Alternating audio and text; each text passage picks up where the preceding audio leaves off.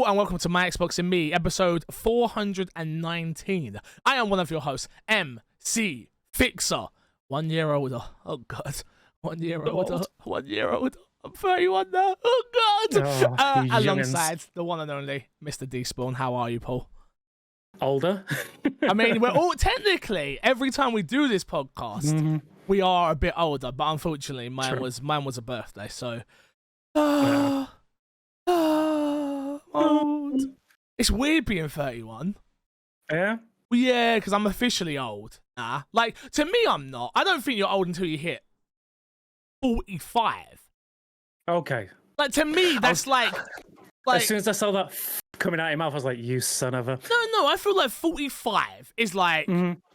If you haven't got... I'm not... Again, there's no time limit on having anything. But if you haven't got your life together by 45, in some sort of... Don't try, you've got your life together. You know what I mean, though? Like, certain things in life, by 45, I think we got some real big problems. It's weird, because the older you get, the more you push it back. Yeah. It's like, once you hit 40, it's like, once you hit 50, that's when you're old. Like, that's when you're worried. That's when you're supposed to have your life sorted out. And then when you're 60, that's when you're supposed to have your pension sorted out. Yeah. Okay. Me, I'm just like, as long as I can still play computer games, I'm happy. Yo, me too. Do you know what? Ain't that the truth? As long as my life is sorted out enough to be able to buy the next computer game I want, everything's fine. It's weird, because I lived my life like that for such a long time, of like, can I afford the next console? So like, thinking about like hearing them talk about 2028, right? And new Xboxes and things like that. And I'm like, once upon a time, that would have been like, okay, so I start saving in 2026 so I can make sure I have enough money for it in 2028. And now it's a little bit different, and it's just like, it's interesting. Very, very, very interesting. But this is My Xbox and Me, our weekly Xbox podcast. You can get it early over on patreon.com/mcfixer, or you can just go support us over on any of our YouTube channels, youtube.com/myxboxandme. Find us on all podcast services, Spotify, Apple Music don't have it, Apple Podcast, Amazon, these nuts, all those other places that do podcasts. We should be there. Let me know if we're not somewhere that you want us, because I will figure it out from there. Patreon producer this week, join the Discord, everybody. I saw it. It is the one. It is the only. It is Erengard. Thank you very much, Erengard, for keeping the show on the road, keeping us going, keeping us honest. We do appreciate you, sir. Topic of the show this week is a Final Fantasy packed episode, which is... It's so ironic that Kresh and Matt are not here for this, because I'll be rubbing it in their faces, even though Kresh would have a witty comeback for me. But I don't care. I'm taking this as a win for as long as I can. But I do have a Final Fantasy fan with me, thankfully, with D-Spawn. So we'll jump into it. Square Enix promises to bring games to Xbox, quote, whenever possible. Following the Final Fantasy XIV announcement. So for those who didn't know, there was a Final Fantasy Fan Fest 2023, which was showing off Final Fantasy XIV's new update, which we'll get into in a little bit. But head director Yoshi P, some people know him as Nokai. Please help me out here. You know these names? Naoki Yoshida. Thank you. Welcomed Xbox head Phil Spencer onto the stage alongside Square, which I saw the pictures and I was like, I wasn't expecting this. This.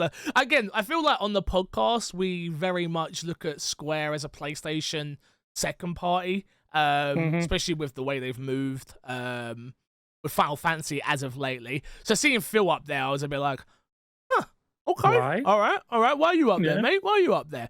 But there was a lot that got said, and this was the quote.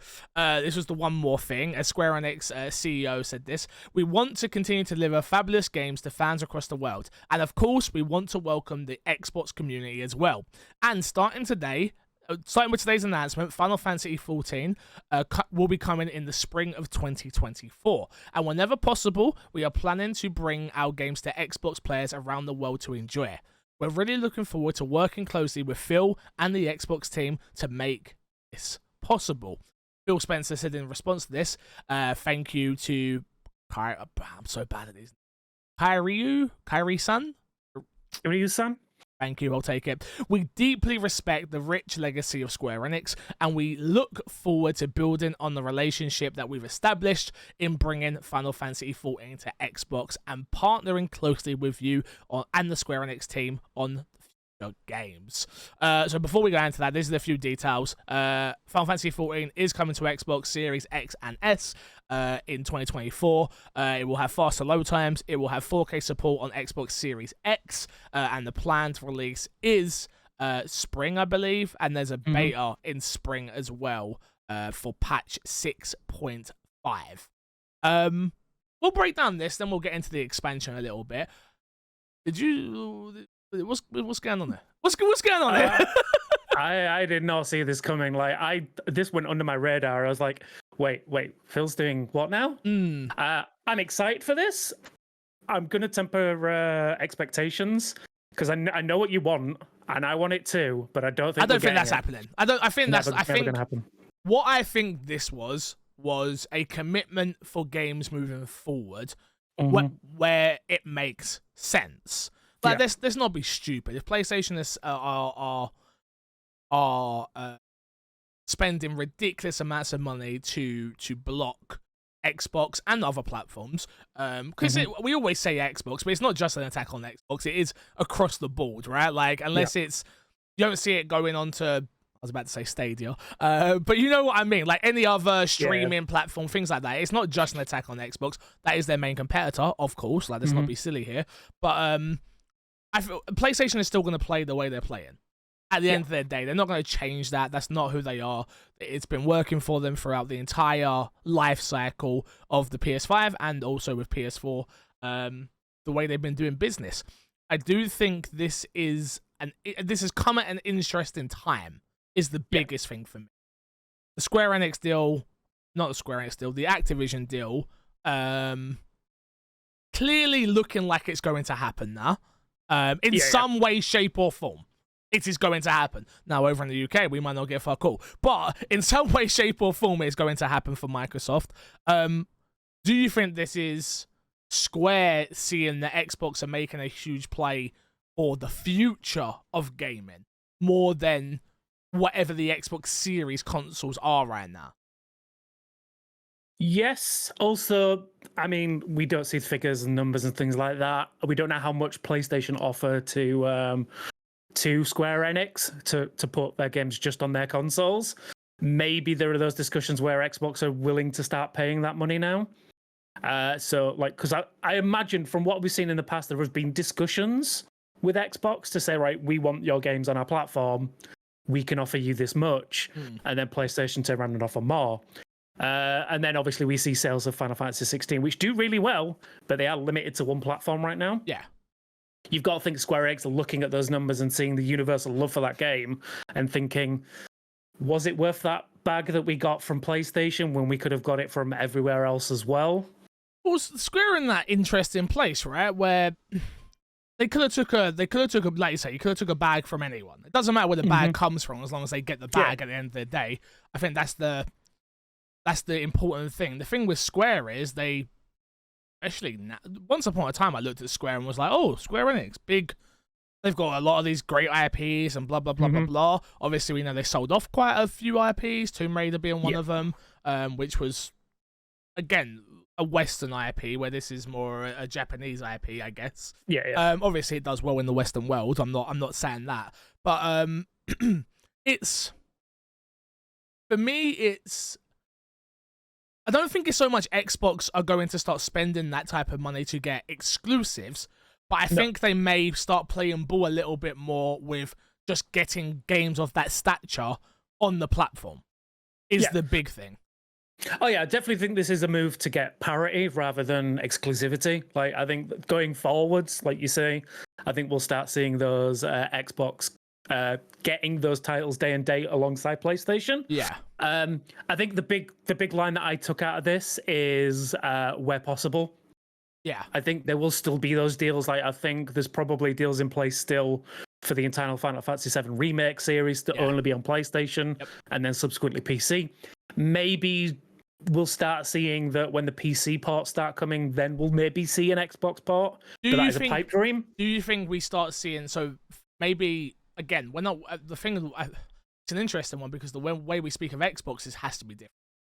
I think we will see it on Xbox being the platform of Xbox, meaning I can see them doing a deal for Final Fantasy 16 coming to Game Pass at some time. I don't know what the deal is with PC right now. I don't know if it's a Steam deal or if it's a PlayStation are only allowing it to be certain places. I don't know. I don't have the paperwork for that. But I don't see it ever coming to Xbox Series consoles, ever. No. But I could see it coming to Game Pass in, that's a long time that I'm going to say here, but like 2-3 years, where it's like, okay, we're going to start playing ball on that front. As soon as they build that relationship, then hopefully we start getting it on the consoles as well, right? You'd think so. Like, obviously, you look at when you talk about Game Pass, we've got PC Game Pass. Yeah. So I know That's what I'm talking about. That's what I mean. Yeah. Like, Okay. Yeah. when I speak of Xbox as the platform now, I don't think when I say Xbox, me personally now, I run an Xbox podcast. My Xbox Series console doesn't get turned on as much as it did 10 years ago, let's say, right? Yeah. But I'm still in the Xbox ecosystem, 100%. Oh yeah. So yeah. So you're thinking maybe we'll get similar deals to the Death Stranding one? Death Stranding and stuff PC. like that. Yeah, well, Valorant right now is on Game Pass as well, and that's a free-to-play game, but some of the hero Agent bundle unlocks. and things like that, yeah. Like, I just see there being more deals to be had to bring it to Xbox platforms more than Xbox the console. Yeah. Yeah, I could see those deals happening. So again, like I say, the Death Stranding style of deal where a year down the line when you see it coming to Steam, then maybe 6 months or at the same day or 6 months down the line we'll get it on PC Game Pass. Yeah. Once those sales have gone. Yeah, I could see those kind of deals coming. Then obviously we're thinking about Final Fantasy right now. 100%. But there are lots of other titles in Square Enix's bag that they could bring to Xbox, like there's the Octopath Traveler series. Like if there's a subsequent one of them, they could bring that. Like you said, they got rid of a lot of their Western studios. I think they sold them all to Embracer at the time. So yeah, there's going to be a few titles that maybe that they're working on that new IPs or subsequent like offshoots of mainline series we'll see on Xbox Day One, things like that.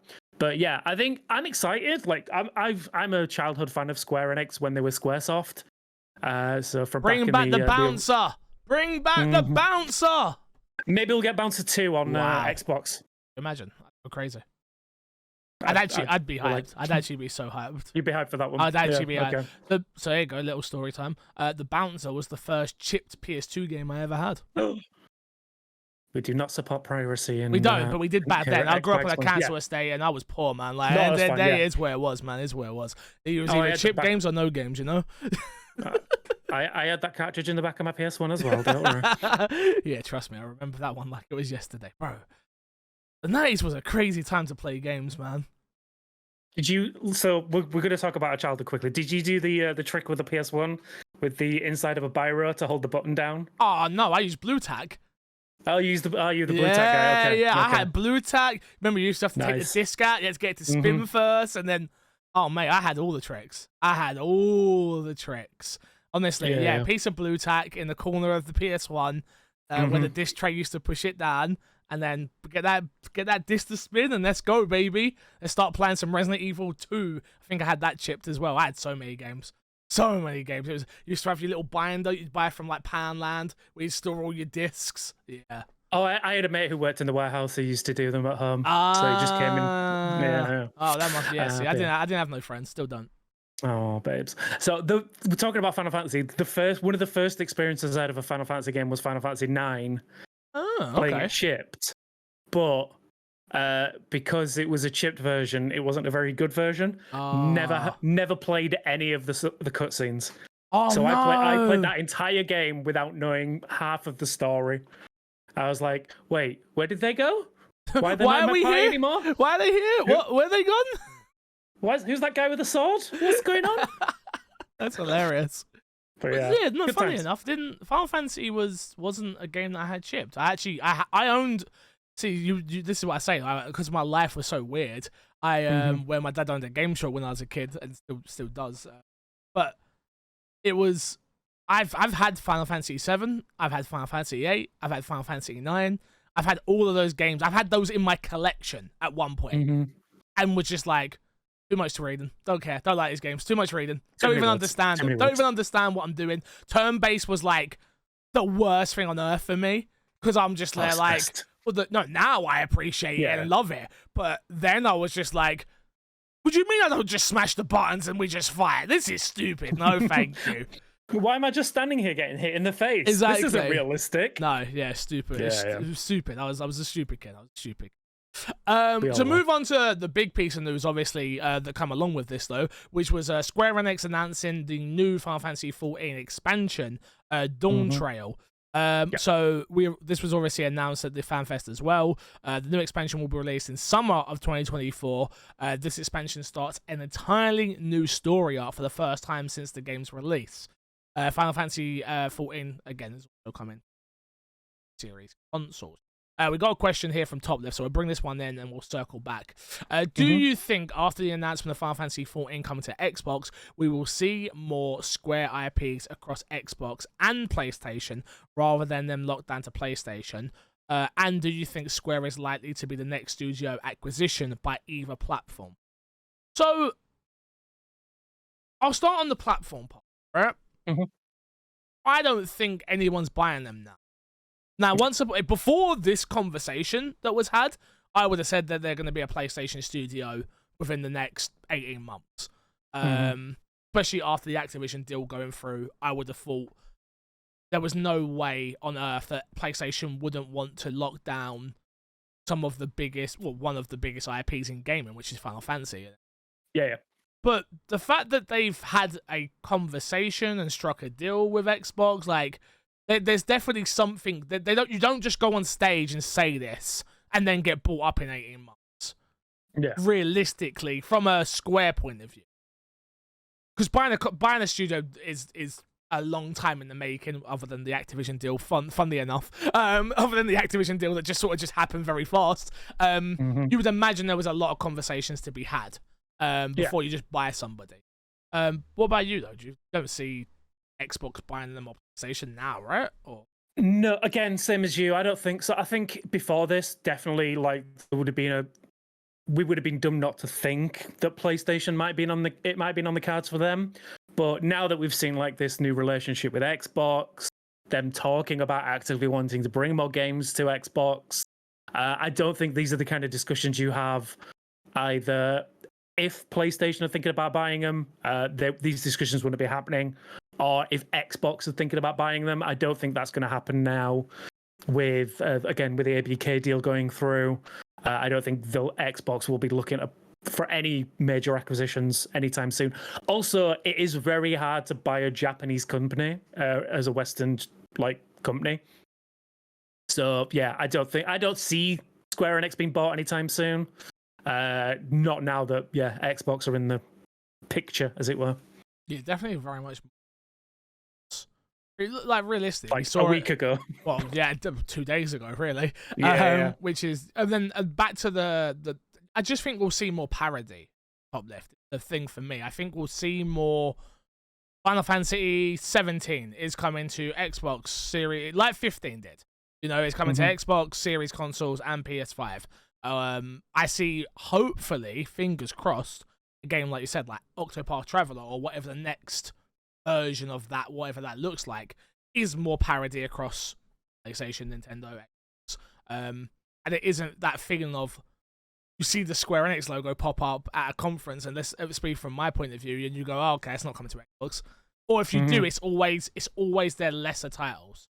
It's always an offshoot or something, yeah. It's always the lesser version. So, yeah, I think Phil has definitely done a great job of working with these Japanese studios. We known that he was going out there for a long time to bring over companies like who does Persona? Atlus. Thank you. Atlus and a bunch of other studios that we've seen. Obviously, Capcom, they're working closely with them as well now. With Exoprimal coming, Sega. There's so many. There's so many studios that Phil has done a great job of doing. I just didn't see him being able to get Square, to be honest. No. But it seems like something has been done. Something has been done. Now, what that something is, I don't know, but something has been done. So Money. time will tell. Well, not yet. Maybe not yet money, but soon money. Yes, I would have thought so. Would have thought so. It's the money talks, right? It does indeed. Let's move along. No podcast reviews this week, so let's jump into what's been in our box. Eastman, we've been playing. So, I don't know who it was who recommended it, but I jumped into a couple of games on Game Pass. One of them was Planet of Lana. Ah, okay. So I think someone was talking about that in the comments last time or in the Discord. So I jumped in and checked that out.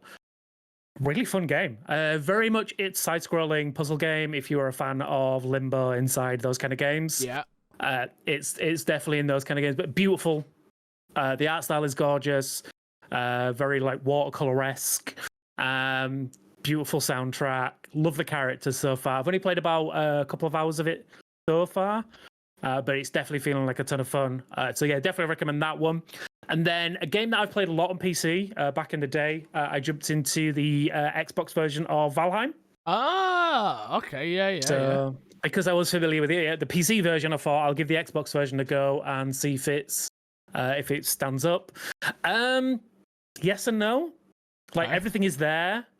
Performance isn't fantastic. It does kind of lag a little bit. Controller doesn't feel as responsive as the mouse and keyboards, but it's still fun. It's still Valheim. If you enjoy that game, you'll enjoy it on Xbox. If you can't play it on PC, definitely check it out. I think it's on PC Game Pass as well, so you've got the option to play it mouse and keyboard there as well.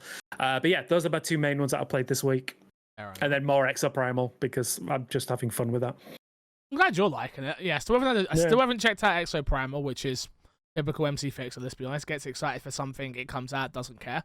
Choco. But a game that did just come out, even with Resident Evil, a game that did come out that I was extremely excited for. I actually bought it, didn't ask for a code or nothing. I was just like, I want to buy this and support this.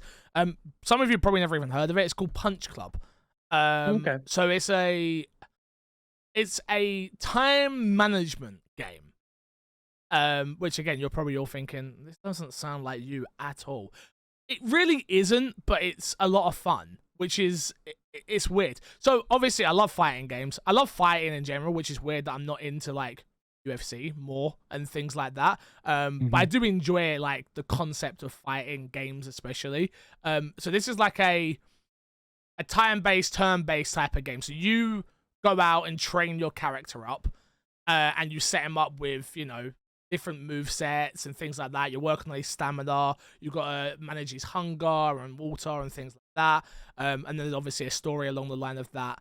This is number 2. So I played the first one. I didn't actually finish the first one, but I enjoyed it so much. I was like, you know what? Yeah, let me jump on this. I'm obviously but I'm going to Cyprus tomorrow. So I'm like, oh, this is perfect playing game. Like not heavy on the head. I can play it on my Steam Deck, and boom, ready. But from what I've played so far, play about an hour. Intro's very long, very long. Where you're like, maybe it's just me. Maybe it's just me, and I'm like, just hurry up. I want to get to something. Like it was a very long intro, but from what I've played so far, it's very good, very funny, very humorous. I like the characters that I'm meeting so far. I'm pretty sure. Again, I didn't finish the last game, but I'm pretty sure it is like a direct sequel where like the character's talking about his dad who was a fighter that ran away, and I'm pretty sure that's the person from the first game. Spoilers. So yeah, sorry. Well, I mean, I didn't finish it either, so yeah, maybe he runs away, maybe he doesn't. But yeah, so I've been playing that Punch Club 2. It's from Tiny Build. And yeah, I had to get it. Yeah, I've got a recommendation for you then. I don't know if it's on Xbox. I don't even know if it's I don't know if this is on Xbox either, by the way. This might just be on PC, but I thought I'd talk about it nonetheless. Yeah. So I know we talked about it in past on your streams and stuff. You're kind of like a light-hearted fan of wrestling. Yes. Yeah. Check out WrestleQuest. It sounds very similar to WrestleQuest, which is a wrestling RPG.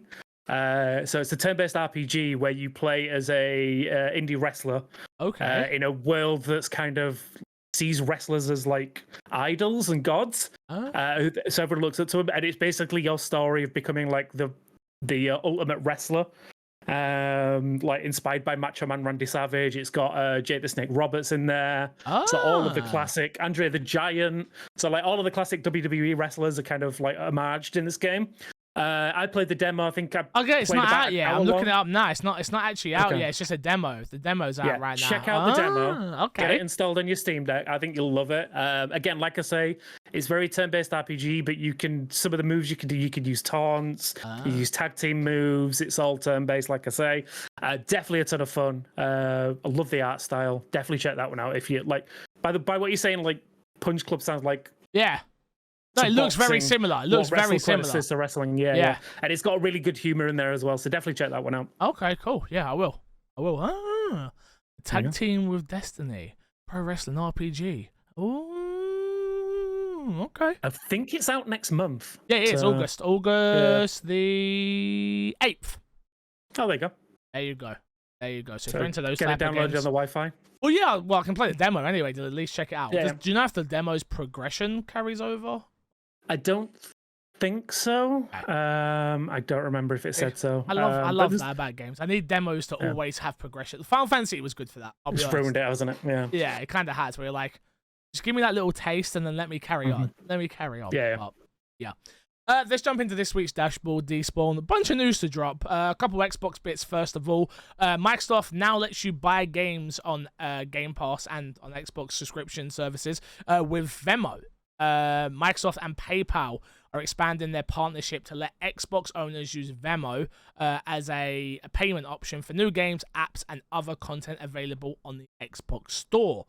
PayPal said the new payment method is available to Xbox users in the US and confirmed users can Venmo to buy subscriptions to Xbox Game Pass with an option to either pay in full or split payments. Additionally, PayPal announced that pay later options will be coming to the Microsoft Store in the UK, the US, Australia, Germany, France, Spain, and Italy. But US customers have the dual option to use either Venmo or PayPal in the main Microsoft Store in addition to the store front. Yeah, interesting piece of news. Just something very easy and light. It's it's a good addition. Anytime there's more options to pay for things is a good thing. I always hate it when you go to a website and you can't pay with PayPal, just because of the way my business card is set up. It's all through PayPal, a lot of it, and I'm just like, just let me. I don't want to have to deal with this. Let me use PayPal. But yeah, good on Xbox, good on PayPal coming together and making this happen. I always find it interesting when Americans are like, oh yeah, just Venmo me, and I'm like, what? We don't have that over here. We use PayPal. No. Like PayPal is our go-to for things like that. It is our Venmo. Yeah. So very interesting.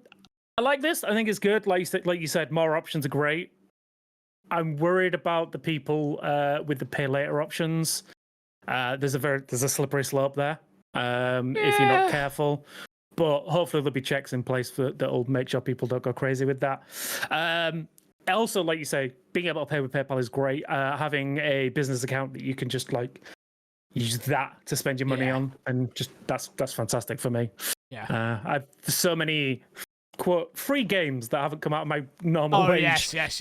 Oh, 100%. It's the best thing. Yeah, I think the thing with like the pocket money.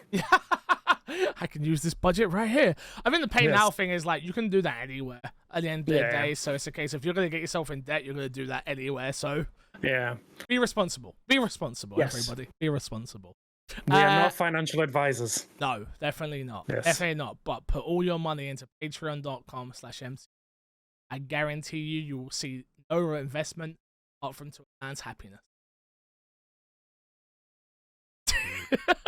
Next up, Xbox have shared a few screenshots of the new dashboard. This was shared by Ivory Chrislove, the senior project manager. I don't know if you saw the pictures of it. Xbox actually put a little thing up on the dashboard when I turned on my Xbox this morning. Didn't get to read it because Haley decided that information wasn't important and just clicked off it. But new dashboard is coming. From the images that I saw, it just looks more sleek. It looks a little bit more spacious in a way, which might sound stupid, but there's more on screen, but it's very looks better. It looks better proportioned. Because the real estate is definitely used a lot better. So I'm in the Insider program. So I think, if I'm not mistaken, I have it on my Xbox at the moment. I know it keeps going through regular updates all the time, so I can't even tell at this point. But the version that I've got looks very clean. Everything seems a lot faster as well, which is always good. Just you get to everything really fast. But yeah, no, everything I've seen with this update looks really good. And again, just keep improving. Honestly, I think we talk about like parity and stuff. I've always felt the PlayStation dashboard always looked cleaner a little bit. To me, it did personally. When you get used to it, when I first opened it, I was like, "Where am I? What am I doing?"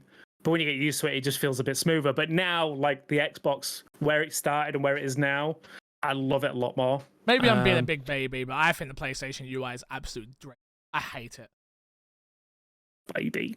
Yeah, but I get it. I think it's just one of those things of like the thing you use the most is the thing you're more comfortable with, right? Yeah, I turn my PlayStation on for exclusives, and if I'm playing FIFA with friends that only have PlayStation, that's got crossplay now, so that won't be a problem. So yeah, and I just no.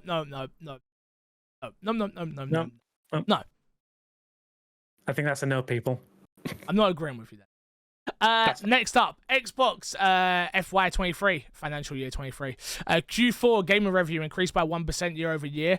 Microsoft also shared a few other little tidbits. Xbox content and services is up by 5%, while hardware has decreased by 13%. Not too much to go off here, to be honest with you, but year over year increasing of about 36 million, which is, you hear 1%, you don't think. Yeah. Okay. I'm not doing the maths to work out what that is. No. But yeah, I mean, decrease in hardware, not surprising. The big push has always been Game Pass, which play anywhere, cloud, you know. I think, like this is kind of leaning into what Xbox's plan has been. It seems like revenue being based around subscriptions and gaming rather than hardware. And that's always been their method this life cycle. Yeah. So this seems to be leaning to that. And obviously, we are still in the cost of living crisis, so seeing an improvement is always a bonus. Yeah, I think the big thing is they haven't... I saw Jez Corden's article about what Xbox needs, and it was like, it was not games, it's hardware. And it was like, I didn't necessarily agree with what he said, but I thought it was an interesting read, so go check it out. Name me, it's been 3 years since this Xbox. Name me next-gen titles that have come out, just next-gen. My mind just went completely blank. Isn't much. I think we've got Starfield coming, and I think we got Hi-Fi Rush. I can't think of anything else from Xbox, first-party front-wise, that has been Xbox exclusive. So even when we're trying to push consoles, right? Like, no disrespect to Hi-Fi Rush, but the way they announced it worked out great in terms of reception from critics. Didn't sell a crazy amount of units. Obviously, a lot of people played it on Game Pass, which is to be expected. But that kind of game's not moving consoles. No. Like, I'm waiting for the advertisements for Starfield, where it's like, look in the background for you. You got your controller, you got your watch coming. You know, like things like that. That's a console move. So I'm interested to see what happens once we start getting these big, heavy hitter games. And going from there. I feel like Starfield is... Man, I hope it's good. I'm so scared. I'm so scared. It's going to be bad. I'm so scared. I've spent so much money. It better be good. I'm so scared. It's fine. Man. I can flip the watch on eBay. Yes, it's not easy. Next up, Payday 3, a game I'm extremely excited about. Closed beta is coming to Steam and the Xbox Series consoles only. Payday 3 closed beta will be available on PC via Steam and the Xbox Series consoles via the Xbox Insider app only.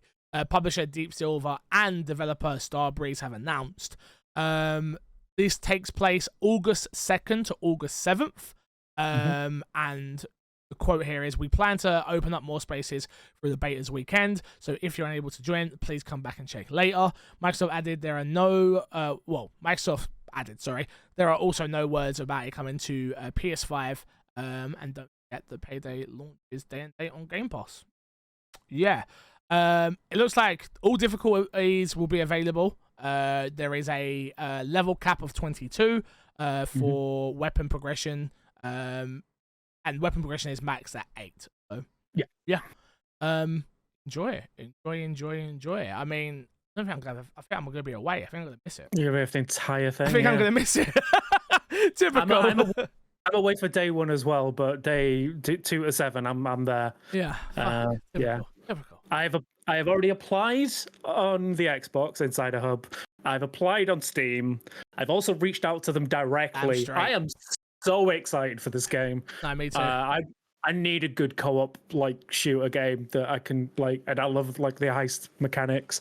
Yeah, Payday 2 as well. You know what I think it is? I think it's the jump in, jump out of Payday that's going to make it really exciting. Of it doesn't feel like a game where your level is really going to affect me, my level is going to affect you. Weapon progression is not going to affect either of us, right? It's like, Despawn, what are you up to? I'm streaming. Despawn's like, oh, I've got an hour. I'll jump in and play a game with you, and then jumps back out. That's what I feel like Payday's really going to bring, which is good. I'm looking forward to it. Yeah, as a content creator as well, just being able to plan content around a heist is going to be so much fun. When the chaos kicks off, it's going to be those clippable moments. Yeah, no, so absolutely. Good. Absolutely. But yeah, no, I'm super excited for this one. Hopefully we can get into the beta and check it out. And then maybe I can feedback. Yeah, hopefully. And let you know how good it is. Hopefully. Next up, a game that I enjoyed a lot. Immortals Phoenix Rising 2 reportedly cancelled amid Ubisoft pivots to established franchises. So we've heard this for a while, that Ubisoft are going back to the drawing board in a way of focusing only on the bigger IPs, the Assassin's Creeds, the Prince of Persias, the things like that are already established. There was an update to this story, so I don't even want to read the other part.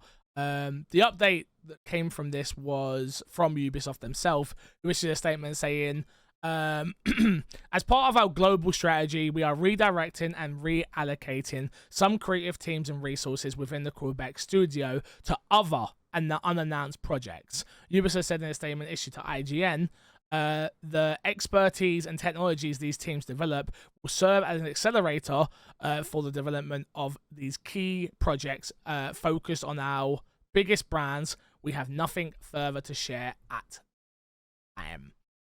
Kind of bummed out. I enjoyed Phoenix Rising. I thought it was Immortal Phoenix Rising. I thought it was a good game. I enjoyed the concept. Don't get me wrong, it was definitely a Ubisoft game. For everything that's good and bad about that, if you enjoy those type of games. I know a lot of people are very negative lately on what a Ubisoft title is. In terms of go here, synchronizations, go there, side quest there, but yeah, they're not inventing the wheel. They're not reinventing the wheel, but I still enjoyed that game for what it was, to be honest. And I'm not a puzzle game guy at all. So, it's not just. There's a lot of area puzzles. The combat was great though. I enjoyed it. I thought all the abilities that you unlock were fantastic. I loved the story. The humor in it was great. It is sad to see that it's not getting a sequel. I really enjoyed it. I knew there was a DLC to it, but I don't think the DLC did well either. I think it was one of those things. I will say, for all pros and cons, it was a terrible name. Oh yeah, wasn't this the one that was monsters? Gods and Monsters. Gods and Monsters, at first. Yeah, I think that would have been better. But do you know what's crazy? We laughed at Gods and Monsters when it came out, but after playing the game, it would have been so much better called Gods and Monsters. Yeah. Like I say, it is sad to see this not getting a sequel. I'm happy that the people who made it have been moved into different projects and stuff like that. So, from what we know, no job losses, which is good. In this, yes. But yeah, I mean, definitely if you can get it. I think it's on Game Pass, if I'm not mistaken. It was. I know it was at one point. So if you can try it, definitely check it out. It is a ton of fun. It is a good, like, I think I did a solid, like, 20 hours in it at the end. Yeah. So there's a fair bit of gameplay there. And yeah, definitely go check it out anyway. But yeah, like I said, shame we're not getting a sequel. Well, it is. I wonder what they're moving people on. Splinter Cell, I'm thinking like they're big franchises, right? Splinter Cell, Assassin's Creed, Prince of Persia. Yeah. Can we get new Trials? Possibly, but that's Red Link, so I think they'll always be their own thing. They've always just stuck. Oh, well, didn't they get renamed at some point? I don't know. But yeah, but yeah, I think they'll be their own thing. But Far Cry. Oh, Avatar. A good champ. Avatar. Yeah, I could see them moving some of that tech to Avatar. But Avatar's not that far away, so who knows? And they did say unannounced projects, so yeah, true, I guess we'll see. Yeah. Sure. Give me a Splinter Cell, damn it. You getting a remake? Yeah. And I'll play it. I will play it. Okay. Will I enjoy it? Who knows? But I'll play it. Next up, Microsoft is rolling out a Xbox controller keyboard remapping to enable its input possibilities. So this is on the Xbox update pre-alpha. Users can expect a few additional accessibility additions in the next update for physically disabled players that need different controller input methods. The latest update enables keyboard remapping to controller. According to the Xbox Wire post, players who opt into the update for the preview program can try remapping keyboard keys to either an Elite Wireless Controller Series 2 or the Xbox Adaptive Controller. This should be a boon for disabled players who struggle with additional keyboards. So, yeah, man. This is, again, Xbox doing all the right things in the right spaces when it comes to this is going to sound like I was going to say the little things. It's not a little thing. It's actually a huge thing. But it's not maybe something that me or you would think of, or anybody else who doesn't have these issues. So it's good that they are listening to, obviously, people who need the extra remapping functionality on the controller to get them to where they want to get to. So yeah, good job, Xbox. Don't start winning and stop doing stuff like this. That's always where I feel like people fall off. It's like start making too much money. Yeah. Yeah, they become the market leader. Well, again, we've talked about it a few times in previous podcasts. Like, they're not the market leader for a while now. But like, it generally feels like a conscious effort from them. It's not just a catch up like plan, let's say. But yeah, no, I'd love to see it. I think it sounds like a bit of a buzzword, but I think when everyone can play, we all win. Yeah. So I think the more gamers, the better. And yeah, being able to accommodate those that like, say, differently abled, who can't play with a normal controller, just more options is the better. Absolutely. Next one. Moving on to Zach, remember you can email him. My Xbox and Me podcast at gmail.com. The next two are literally, if we have time, Sea of Thieves Season 10 delayed, and there's a new season for Call of Duty. Go check out those stories if you need to somewhere else. Fix a Sack, remember you can email him. My Xbox and Me podcast at gmail.com. Also hit us up on Discord. If you're not joining the Discord, it'll be in the link below of the audio version of this and the video version. Some of you may be asking, where's been the video? It's been a bit inconsistent. Yes, it has. Moving on. First question. I feel like I'm just filling time until Starfield. So I've been working on smaller, more manageable games, if you will, until September hits. My question is a twofold. One, do you guys feel like you're just waiting for the next major game, whether that be Starfield or Payday for you guys? And two, what are some of your favorite smaller, quick to be under 15-hour games? Extra points if on Game Pass. Oh, and Fix can't say Roads 96. But seriously, people, play that game from Anubis. Say it wrong. Anubis. Yep. Okay, first part. Yes, I am sort of sitting around waiting for Starfield. Yep. I am sitting around waiting for Payday. Those are the two big games for me that I am sort of waiting for. I'm just sort of sat around sort of going, okay, it's coming. It's coming. But that being said, I still haven't finished Final Fantasy 16. I still haven't started Star Wars. I've got. It's not like I haven't got stuff to be playing.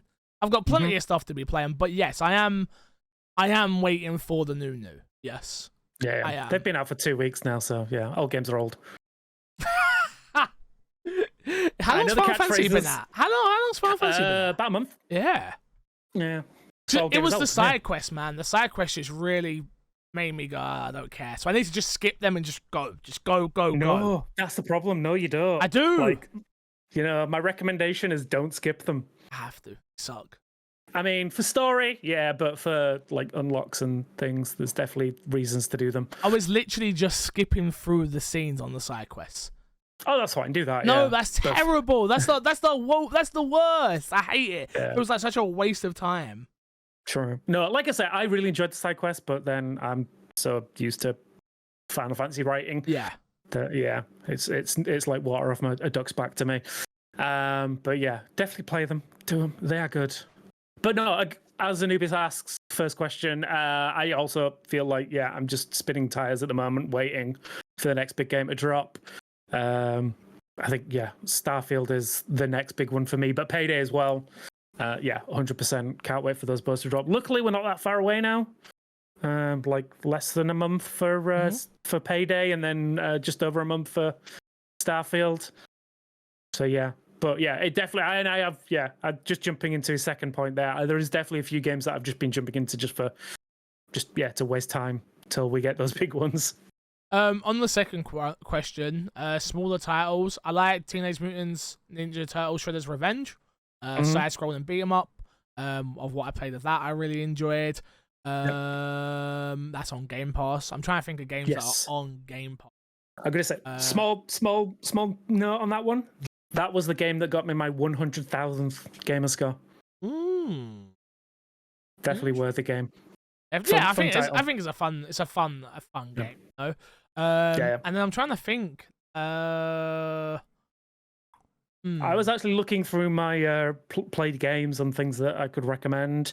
I mean, if you just want a chill time, I definitely recommend Unpacking. Oh, which is on Game Pass. Yeah. Super short, couple of hours. You could definitely finish that. High on Life. High on Life is another good one. I recently went back to play Moonlighter as well. Not a short one, but it's a fun one. And it's one of those where you could just jump in, jump out, and play like little bits at a time. So it's very much like a classic old school Zelda like dungeon crawler with like a like shop management side bit to it. Yeah. Definitely recommend that one. I think that's on Game Pass still. Soccer Story. If you want something, Soccer Story is on Game Pass. If you're into those, what was the Nintendo one they put out? Same team. Golf Story. Golf Story. Thank you. Yeah, Golf Story. If you like those sort of sports mini gamey type games, with a very cute art style. Yeah. I will also mention it when it comes to later for the plugging and stuff. But Vampire Survivors is another good one on Game Pass. Again, you can jump in, jump out of that one. But yeah, there's lots to do in it when you start unlocking stuff. But it is very like short runs, like 20 minutes at a time. So yeah, there's a ton of stuff on Game Pass. You could definitely like find like little gems out there. Absolutely. And Planet of Lana. And also, don't forget, play Road 96. Great game. Yeah. Next question. There have been a lot of rumors and speculations about a mid-gen refresh of hardware from PlayStation recently. But it is also reported that Xbox will not be doing a mid-gen refresh, which I have seen some people asking questions as to why. My question would be given the current place in the world, the power of some of the current hardware, economic climate, etc., are mid-gen refreshes necessary? And if so, do you believe that Xbox need one for this gen? From Eldozo. I think the word you put there at the end of that was, do you believe that Xbox need one? No. I don't think they need one. I think if they're worried about, selling units, they will do it because they know the hardcore of the hardcores will buy it. But no, I don't think Xbox need one. I I don't think I've played a game yet, hopefully Starfield is that game, that I've gone, wow, this hardware is ridiculous. And I'm so happy that I have this, and it's pushing this Xbox to its very limits. I don't have a Series S, so I don't know what that's like for Series S players, but I know Series X is where it's at.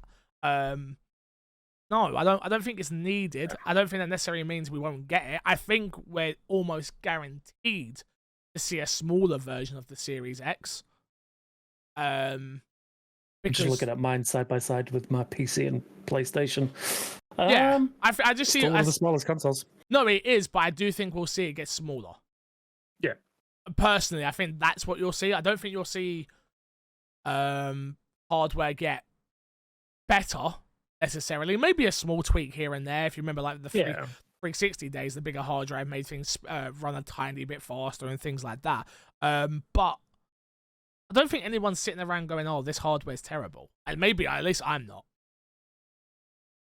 What about you? Some What do you fanboys think? that are. Yeah, no, I think literally the only reason I could see Xbox doing a refresh is because currently, right now, from what I understand, if I remember correctly, the Xbox Series X is the most powerful console right now. Mm-hmm. So if PlayStation do a mid-gen refresh and they become the most powerful console, the only reason that Xbox would do that is to reclaim that. And I don't see a real point in that because it's not part of their marketing at the moment. Part of their marketing is Play Anywhere, Game Pass, cloud gaming, all that kind of stuff. I don't think they need to do that. And I still don't think to this day, 3 years in, we have hit the limit of what the Series X can do. I think there's still plenty of room for it to grow. We see people working with Unreal 5 at the moment and what they can do with that. The lower overheads in the processing power and what that can do. I think we'll start seeing better games still. And I don't think we need a refresh in the technology, the hardware, to reach that yet.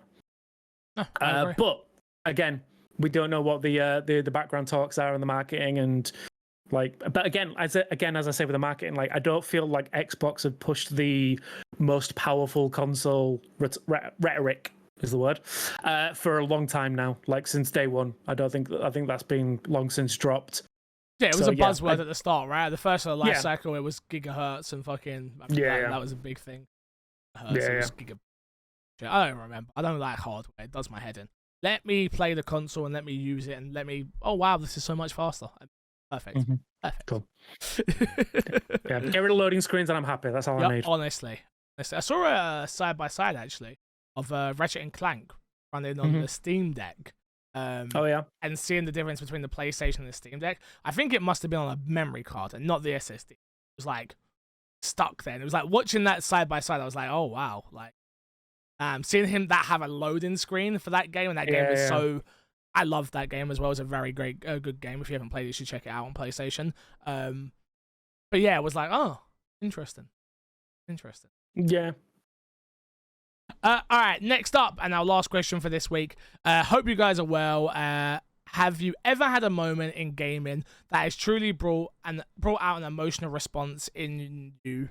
For me, it was Dom sacrificing Gears 3, as I was rather attached to him as a character, having played free co-op and playing as him from Top Lift 91.